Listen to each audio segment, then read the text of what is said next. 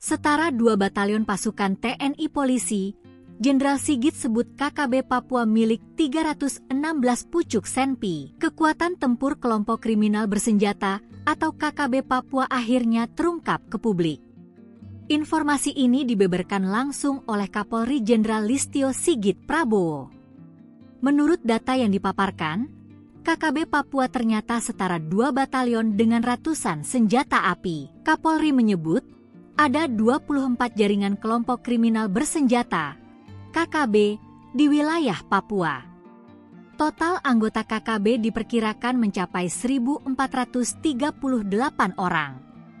Mereka juga dilengkapi senjata api, senpi. Kami laporkan bahwa sampai saat ini terdapat 24 jaringan KKB dengan total jumlah kekuatan 1.438 anggota dan mereka memiliki 361 senpi yang tersebar di 14 kabupaten, khususnya di wilayah pegunungan, kata Sigit dalam rapat Komisi 3 DPR RI, Jakarta, Senin, 11 November 2024, melansir dari kompas.com. Dari data yang dipaparkan Sigit, daerah rawan KKB di Papua berada di Intan Jaya, Yahukimo, Pegubin, Enduga, Puncak, Puncak Jaya, Lani Jaya, Paniai, Maibrat, dan Mimika. Sigit menilai, hal ini mengakibatkan Papua menjadi daerah dengan kerawanan tinggi jelang pelaksanaan pemilihan kepala daerah, pilkada. Dan ini tentunya memiliki kerawanan yang tinggi khususnya pada saat pilkada nanti, sehingga kami memang berikan perhatian khusus,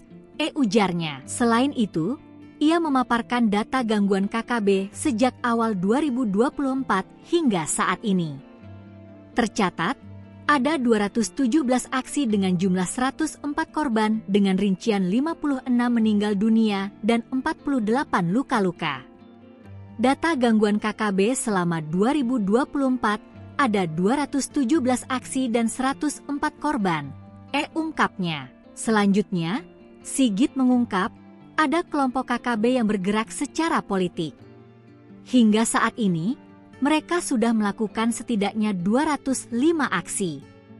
Mereka melakukan 205 aksi ada 4 kelompok dari mulai KNPB, Ulmuk, GRPWP, dan seterusnya, kata Sigit. Jenderal Bintang 4 ini menambahkan, kelompok KKB yang bergerak secara politis itu kerap mengangkat aksi isu marginalisasi dan diskriminasi, sejarah integrasi dan status politik, pelanggaran HAM, hingga kegagalan pembangunan di Papua. Sebelumnya, Kaop Satgas Damai Kartens Brigjen Pol Faizal Rahmadani membenarkan bahwa tim Satgas Damai Kartens masih terus mendalami asal senjata api dan amunisi yang dijual pemasok ke kelompok kriminal bersenjata, KKB. Memang benar saat ini penyelidikan masih terus berjalan agar mengungkap lebih dalam asal senpi dan amunisi yang mereka pasok ke KKB, kata Brigjen Pol Faizal Rahmadani ketika dikonfirmasi antara di Jayapura, Rabu. Diungkapkan bahwa saat ini ada 3 orang pemasok senjata api dan amunisi yang ditangkap di Nabire,